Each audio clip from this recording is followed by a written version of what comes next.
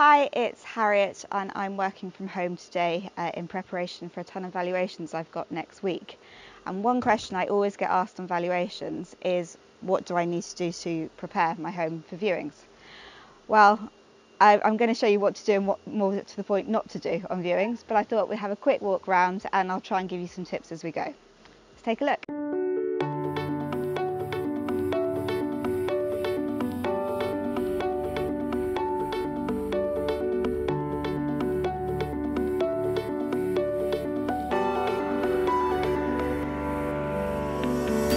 The main thing is, if you need to get a professional cleaner in or you need to do a deep clean yourself, do it.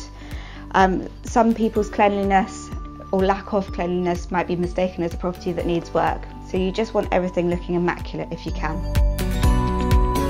Just ensure you've got no dishes in the sink, that's not piled up. As much as possible is taken off the work surfaces, so you want to make it look like you've got as much surface space as possible.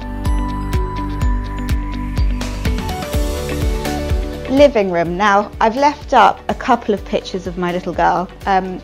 However, this is a 3-bed semi-detached home and the likely person is going to be a first-time buyer or a downsizer or a professional couple. So actually having lots of children's stuff around might put people off. So take down a couple of photos and again, declutter, take everything off the sides, and if you can clean your doors and windows, do. But just try and make it look light and bright. Coming upstairs, it's much of the same. One of my top tips though is light, fresh, clean bedding. Some people love big, bold Ted Baker flowers. That's not going to suit an elderly couple. So try and make it generic, and again, taking the personalisation out of it. In the bathroom, straight away, my eye is taken to the amount of shampoos I've got on the side.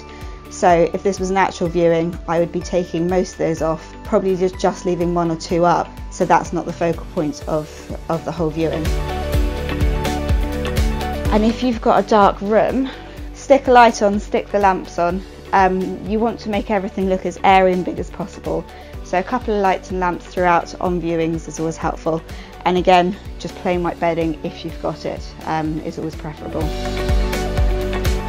We're currently going through a serious heat wave, and I have had this week paddling pools, slides, rounders, bats in my tiny little garden. So make sure that you just try and clear it out as much as possible. I don't have much space here, so I've hidden the slide behind a tree.